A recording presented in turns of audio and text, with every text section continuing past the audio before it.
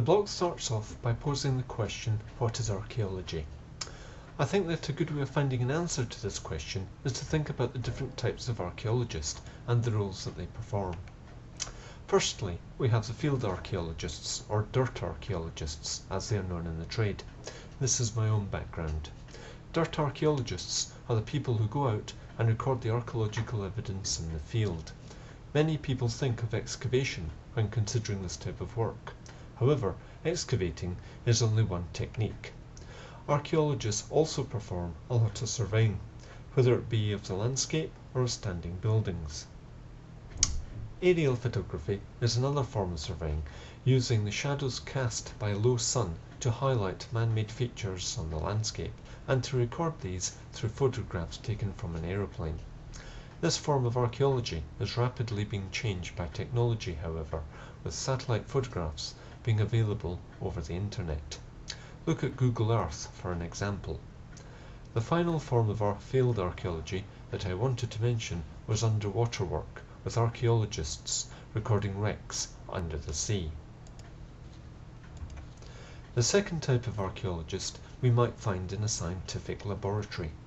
These are the archaeologists who use scientific techniques to analyze and age artifacts, bones, plants and animals, and various other finds in order to understand more about them.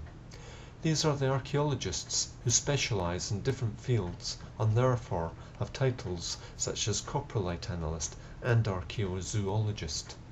If you have studied SA-188, Archaeology, the Science of Investigation, then you will know something of the techniques that they use.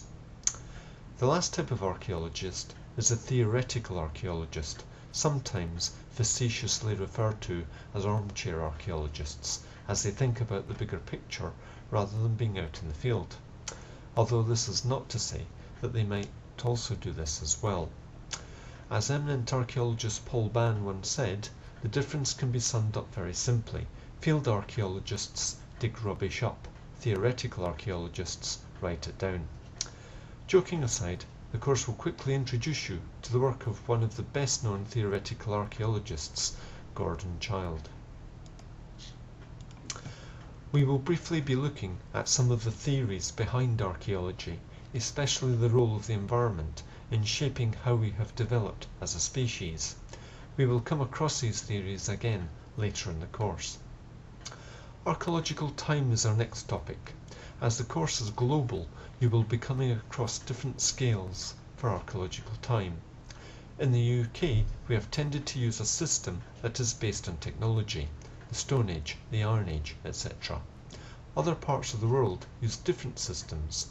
Some are still technology based but have copper or Chalcolithic periods, while others take an entirely different approach and have periods such as the early woodland period. All this can be very confusing. I have a large diagram on my wall that helps me to understand them all. A further complexity is the use of a geological approach to time with epochs such as the Holocene. Finally, we get to the first stage in human prehistoric development that we are going to consider on the course, the development of agriculture. The first thing to say about agriculture is that it developed independently in different parts of the world at different times. So we have wheat being farmed in Southwest Asia, rice in Eastern Asia, and maize in the Americas. Look at the diagram on pages 190 to 191 of the Human Past to get an overview of this. The second point about agriculture is to ask the question why. Why did agriculture develop, given that it is more work than hunting and gathering? Was there a relationship with population growth, and if so, which came first? Did agriculture allow the population to expand through a greater supply of food, or did an expanding population give rise to more demand for food and hence the need for agriculture?